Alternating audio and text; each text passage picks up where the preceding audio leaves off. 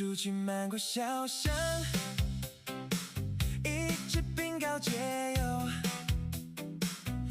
တကယ်ချင်းတို့ရေမင်္ဂလာပါရှင် NY Channel ကနေကြိုဆိုပါရစေ။နန်းဒီနေ့သွားခဲ့တဲ့ဆိုင်လေးကတော့ Yakini Cooking ကိုခေါ်တဲ့ဆိုင်လေးဖြစ်ပါတယ်ရှင်။ဒီဆိုင်ကတော့ဂျပန်နိုင်ငံလုံးမှာဆိုင်ခွဲပေါင်း150ကျော်ရှိမှအသားကင်ကိုအဝစားလို့ရတဲ့ဆိုင်တစ်ဆိုင်လေးဖြစ်ပါတယ်ရှင်။ဆိုင်ပေါ်မှာမူတည်ပြီးမှတနားရီလောက်ထိဆောက်ရတဲ့ဆိုင်တွေလည်းရှိရတဲ့ကြောင့်မလို့တကယ်ချင်းတို့မသွားခင်ဒီ Yakini Cooking ကို application မှာဘယ်နှမိနစ်စောင့်နေရတယ်ဆိုတာကြည့်မှာပေါ့နော်။ကြိုတင်ကြည့်ပြီးမှသွားရင်ပိုကောင်းမယ်ထင်ပါတယ်ရှင်။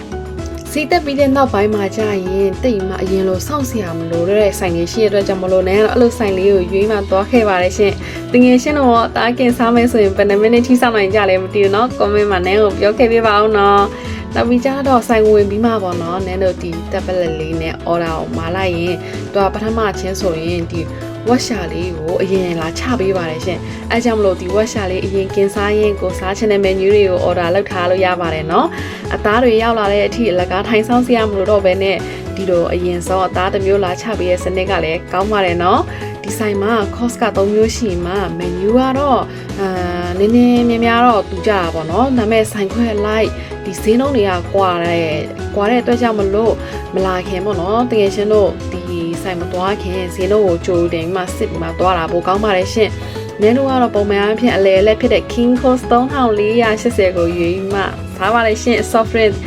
တောက်မယ်ဆိုရင်တယောက်ကို390ထပ်ပေါင်းပါတယ်ရှင်။နောက်ပြီးကြတော့အရက်တောက်တဲ့သူတွေအတွက်လည်းပဲအရက်အကန့်အသတ်မရှိတောက်နိုင်တဲ့ dream plan ရှိတာကြောင့်မို့အရက်တောက်တဲ့သူတွေအတွက်လည်းပဲအဆင်ပြေပါတယ်နော်။ဒါဆိုရင်ပထမမှာဟာတဲ့ဒီရောက်လာတဲ့ဒီဝက်ရှာလေးကိုတင်ပြ sauce လေးနဲ့စားကြည့်မယ်နော်။တကယ်ရှင်တို့ရောဝက်ရှာကြိုက်ကြလားမသိဘူးရှင်။နန်းကတော့ဝက်ရှာရင်ကြိုက်ပါတယ်ရှင်။ပြီးကြရင်ဒီစားနေနေပေါ့နော်။မှာဟာတဲ့ဒီတစ်ခါလေးပဲဝက်ရှာလေးဒီအမဲဥလေးတွေနောက်ပြီးကြတော့တခြားစားစရာလေးမှာဟာရောက်လာပြီရှင်ဒီနေ့လည်းအနေအများကြီးစားမယ်နော်။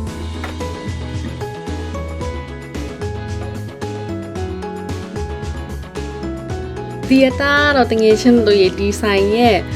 နာမည်ကြီး menu ဖြစ်တဲ့ King Karubi ဖြစ်ပါတယ်ရှင်တငယ်ချင်းတို့အသားသုံးကိုကြည့်တယ်တော်တော်လေးကိုကြီးရဲ့နော်လီထားတာလေးတို့လေဒီရတာရမ်းရှိမဲ့ပုံပဲနော်တငယ်ချင်းတို့ဒီ King Karubi ကလေစားလိုက်တာနဲ့လေအသားလေးကနူးညံ့ပြီးမှ juicy လေးဖြစ်တဲ့အတွက်ကြောင့်မလို့တငယ်ချင်းတို့သွားစားတဲ့အချိန်ကျရင်လေတေချာပေါက်မှစားကြည့်ကြပါနော်အရင်စားလို့ကောင်းတဲ့အတွက်ကြောင့်မလို့အချိန်ပေးပါလေရှင်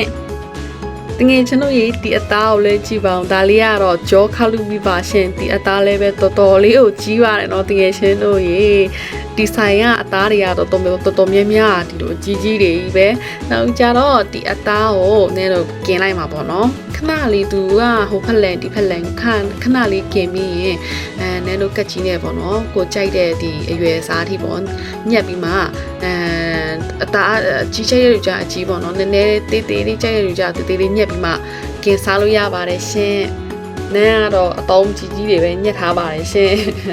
နန်းဒီဂျောခါလူဘီကိုပေါ့နော်กินပြီးစားကြည့်လိုက်တဲ့အချိန်မှာကျတော့ तू ကဟိုဘယ်လိုပြောမှလဲနည်းနည်းမိုင်မှ juicy တိတ်မဖြစ်တာလားမသိဘူးနော်နန်းကတော့တိတ်မကြိုက်ဘူးဒီဥစ္စာကိုလေ menu အားလုံးကအရသာရှိရတော့မဟုတ်တဲ့အတွက်ကြောင့်မလို့တငယ်ချင်းတို့လည်းပဲကိုကြိုက်တဲ့အသားကိုပေါ့နော်အဲ့ menu ကနေရှာပြီးမှစားတာလည်းပဲဒီဆိုင်ရဲ့ပြောစရာတစ်ခုပဲလို့နန်းထင်ပါတယ်ရှင်တငယ်ချင်းတို့ရေဒါလေးကကျတော့ washa နဲ့จิตတမိတ်အနည်းဟင်ပွဲလေးပါရှင်จิตတမိတ်ကိုတို့ကကျတော့စားငရုတ်ကောင်းဒီနန်းစီနဲ့နေဟာလားမသိဘူးအရန်ကိုမွေးတာပဲတကယ်ရှင်တို့ရေဒီဝက်ရှာလေးကိုกินနေတဲ့အချိန်မှာပေါ့နော်ဒီချက်တော်မိတ်တွေအပေါ်မှာတင်ထားပြီးမှသူစားတဲ့အချိန်ကြရင်အရင်စားလို့ကောင်းပါတယ်ရှင်နန်းကတော့အရင်ကြိုက်လို့ဒီဆိုင်ကိုသွားတဲ့အချိန်ကြရင်မဖြစ်မနေဒီဟင်ပွဲလေးမစားပါတယ်တကယ်ချင်းတို့လည်းပဲဒီဆိုင်သွားစားတဲ့အချိန်မှာဒီဟင်ပွဲလေးမစားကြည့်ပါနော်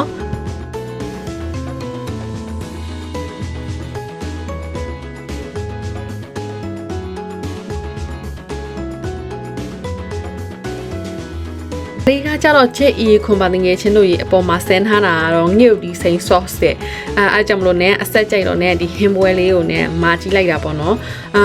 ပုံမှန်အားဖြင့်ဒီဂျပန်ဘက်မှာဆိုရင်ဆက်တယ်လို့ပြောရင်လည်းပဲနဲ့တော့အဲ့လောက်ကြီးမဆက်ဘူးလို့ထင်ထားတာပေါ့နော်သူတို့ဘယ်လိုပြောမှတော့ဂျပန်ရဲ့ပါစက်နဲ့တက်အောင်လို့အဲ့လောက်ကြီးမဆက်အောင်လုပ်ထားတာ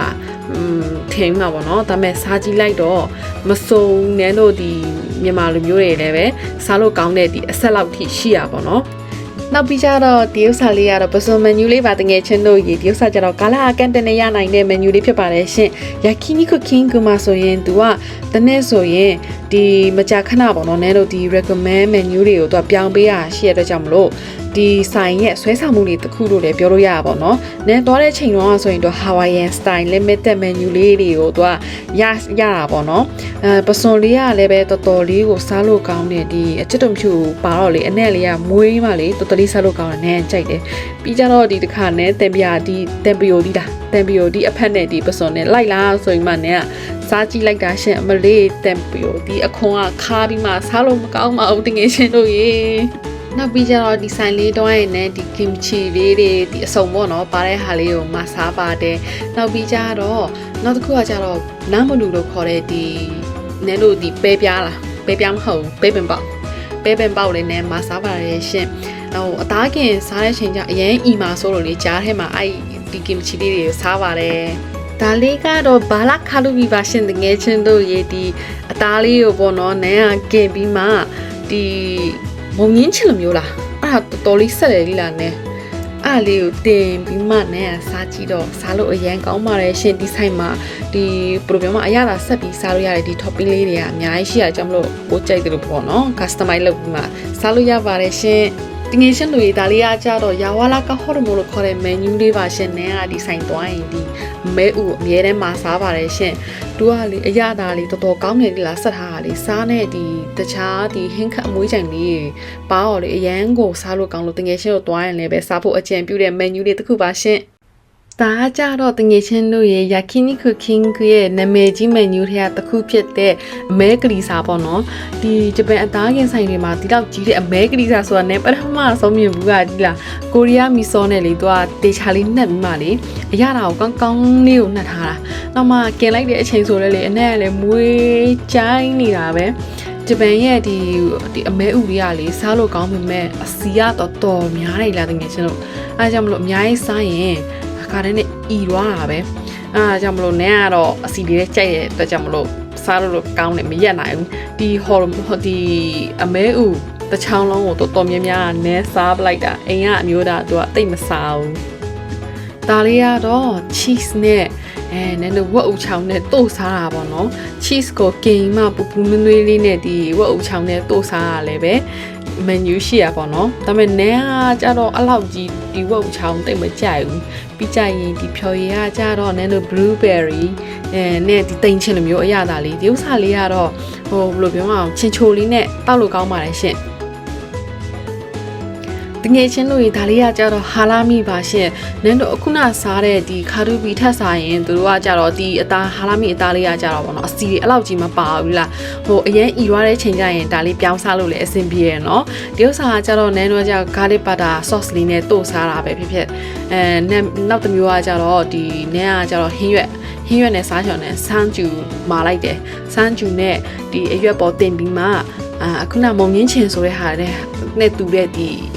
ဆက်တဲ့ဟာလေးတွေအားလေးတင်ပြီးကြရင်တို့ရဲ့ဒီမီဆိုလေးတင်ပြီးမှအဲ့လိုလိတ်စားရင်လည်းပဲစားလို့ကောင်းလို့တငယ်ချင်းတို့လည်းဒီဆိုင်သွားရင်ဒီ menu လေးကိုလည်းပဲနဲ့အကျင့်ပေးပါတယ်ရှင်စားကြည့်ကြပါနော်ဒါလေးကတော့မီစဂျီလို့ခေါ်တဲ့ menu လေးပါရှင်တငယ်ချင်းတို့ရေဒီဥစားအသားတော်တော်ပါရနော်နော်မတီတကအယောင်ကတိတ်မလောက်အသားနည်းနည်းလေးမဲနေတာဒါလေးကျတော့ခဏလေးกินလိုက်တာနဲ့ပဲနန်းတို့ဒီချက်ချင်းစားလို့ရတာပေါ့နော်ဒီခါကျတော့သူကပုံစံနဲ့ဒီနန်းတို့ချက်သွင်းမိတ်နဲ့ပါတဲ့ sauce လေးနဲ့စားတာပေါ့နော်အရင်ပါလို့ဘလောက်စားလို့မောရတဲ့ menu လေးပါရှင်ဒီဥစားလေးကကျတော့တငယ်ချင်းတို့ရေဒီဆိုင်မှာလေထမင်းနဲ့ပတ်သက်တဲ့ menu တွေလည်းပဲအများကြီးရှိရနော်။နည်းအကျင့်ပြုချင်တဲ့ menu လေးကအခုပုံထဲမှာပြထားတဲ့ဒီ garlic butter rice လေးဖြစ်ပါတယ်ရှင်။သူကအဲ့ကြောက်ခဲကြီးကြောက်ခဲပကံကြီးအရင်ပူတာပဲ။နေလိုက်ရင်လေဘတ်တာလေးကပျော်ပြီးမှအနက်ကတအားမွေးလို့အရင်စားလို့ကောင်းလို့တငယ်ချင်းတို့လည်းစားကြည့်ကြပါနော်။ဂျပန်လူမျိုးတွေကြားထဲမှာလည်းလူကြိုက်များတဲ့ yakiniku king ကလေအသားတွေကိုတို့ကအချိန်ကြာအေးခန်းထဲမှာထည့်ထားရင်မှအသားရဲ့အရသာကိုပုံမကောင်းလာအောင် သူကလုတ်နေနီးနဲ့သူတို့အသုံးပြုထားတာပေါ့နော်အဲကြောင့်မလို့အသားတွေကပုံမှန်နူးညံ့မှာစားလို့ကောင်းတယ်လို့ပြောရဲအမအသားရောင်ကလေခုနပြတဲ့ထဲမှာဆိုရင်နည်းနည်းလေးမဲနေရတဲ့မျိုးမြင်ရတဲ့အသားတွေရှိရတဲ့အတွက်ကြောင့်မလို့အားတွေကလည်းဒီနီးကိုအသုံးပြုထားတာကြောင့်မလို့အဲ့လိုမျိုးမဲဝါးတယ်ရှိရလို့ပြောကြတယ်တကယ်ရှင်လို့ရေနောက်မှဒီဆိုင်လေးရဲ့ပေါ့နော်အသားတွေကဟိုအစစ်မြင့်တဲ့အသားတွေထဲမှာတော့မပါပေမဲ့ဒီသူတို့ကအသားကိုစားလို့ကောင်းအောင်လုတ်တဲ့နီးရဲ့အသုံးပြုထားတဲ့ကြောင့်မလို့တခြားဆိုင်ရဲ့စီလုံးထက်အတင်းတင်းရှိမှာပေါ့နော်အဲကြောင့်မလို့ဒီဆိုင်ကိုလည်းလူကြိုက်များလို့လည်းထင်ပါတယ်ရှင်ဒီဆိုင်ကိုသွားတဲ့ရှင်ကြရင်တတိထားရမယ့်အချက်ကတစ်ခုရှိပါတယ်ရှင်တကယ်ချင်းလို့ရေသူတို့ကကြတော့ဒီအဝစားချိန်ကိုပေါ့နော်မိနစ်100လို့ကန့်တက်ထားပါတယ်ရှင်ပြီးတော့အချိန်မကုန်ခင်ဒီမိနစ်20လို့မှဆိုရင်တက်ပလက်ကနေဒီ last order တို့ကပေါ်လာတယ်အဲကြောင့်မလို့တရုပ်စာဘယ်လိုပြောမလဲအချိန်ပြည့်သွားတဲ့အချိန်ကြရင်ဆိုင်ဝင်ထန်းကတခြားဧည့်သည်တွေလည်းစောင့်နေရကြမလို့မြန်ဆိုင်မှထွက်ပေးပါဆိုတဲ့ပုံစံနဲ့ပေါ့နော်အဲ့လိုမျိုးလာပြောရတဲ့အတွက်ကြောင့်မလို့ကိုကကြတော့နည်းနည်းအချိန်တွက်ပြီးမှစားတာပိုကောင်းတာပေါ့နော်သူပနမိနစ် channel ဆိုအဲ့ tablet မှာသူကပြထားတယ်အဲကြောင့်မလို့တကယ်ချင်းတော့အချိန်နည်းနည်းကြည့်မှစားပေါ့နော်နောက်ပြီးကြတော့နည်းဒီဗီဒီယိုထဲမှာဆိုရင်တခြား menu တွေအများကြီးပဲဒီလားမိတ်ဆက်ပေးရတယ်ဦးအဲကြောင့်မလို့တကယ်ချင်းတော့ချိန်ရှိရင် yakini cooking ကိုသွားစားကြည့်ပါနော်ဒီနေ့လည်းနည်းရဲ့ဗီဒီယိုကိုနောက်ဆုံးထိကြည့်ပေးတဲ့အတွက်အားလုံးကိုကျေးဇူးအများကြီးတင်ပါတယ်ရှင်နည်းရဲ့ဒီ channel လေးကိုလည်း subscribe လေးလုပ်ပေးပါနော်ကျေးဇူးအများကြီးတင်ပါတယ်ဒါဆိုရင်နောက်ဗီဒီယိုမှာပြန်တွေ့ကြပါမယ်နော် bye bye